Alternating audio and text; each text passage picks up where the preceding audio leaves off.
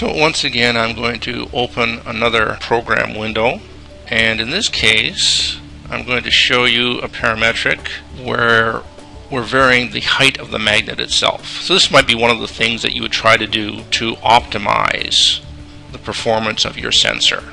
So in this case, I'll open up the parametric definition,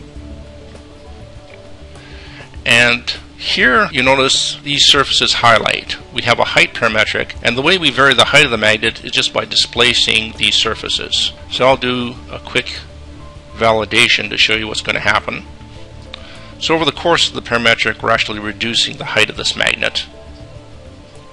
Now, that again is sort of like the design aspect, but again, this is just a single loop parametric. So that just shows you how the height of the magnet is going to affect the performance of the sensor at one angular position. We want to combine the two ideas. So what we want is to use our previous parametric where we rotated the gear, which is sort of the performance testing of the sensor, and combine it with this aspect where we're modifying the characteristics of the sensor. So basically we're doing an optimization. So we can combine those two ideas, and to do that we need to have a multi-loop parametric. So I'll just open this up. Now you can see what we've done here. We now have nested loops. So the outer loop is the angle parametric that we'd previously seen where we're rotating the gear, and the inner loop we're varying the height of the magnet. And at each variation of the design we're measuring the same characteristics. We're looking at the flux linkage, and we're looking at the magnetic field at the bottom of the sensor, and also we're doing a contour plot. To show you how that's going to look, once again we'll do a quick validation. So you can see for every angular position of the gear we're going to calculate the performance of the sensor for 3 different magnet heights. And once again, we've already solved this model.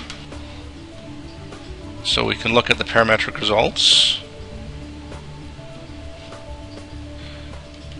and play our animation file. The animation files are very helpful. You don't need them, of course. They're good for presentations. But if you're just looking at raw data from a parametric and the results seem funny, it could be that the way you defined your parametric was not as you intended.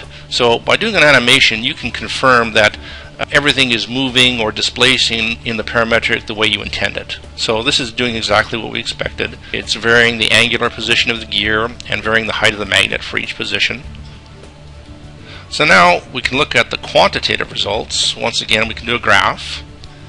Now, since we have 2 variables, we can actually plot a family of graphs.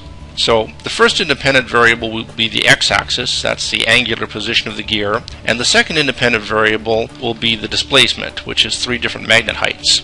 And the result will be 3 different curves. So we'll plot the flux linkage, and so now you see a family of curves, which is, again, the top curve is with the maximum magnet height, it has the highest flux linkage, and the bottom curve has the shortest magnet, which has the lowest flux linkage.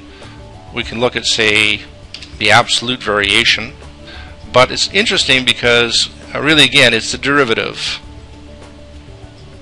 of the curves which actually will determine the voltage you're going to generate. And of course there is going to be a variation in the peak-to-peak voltage generated.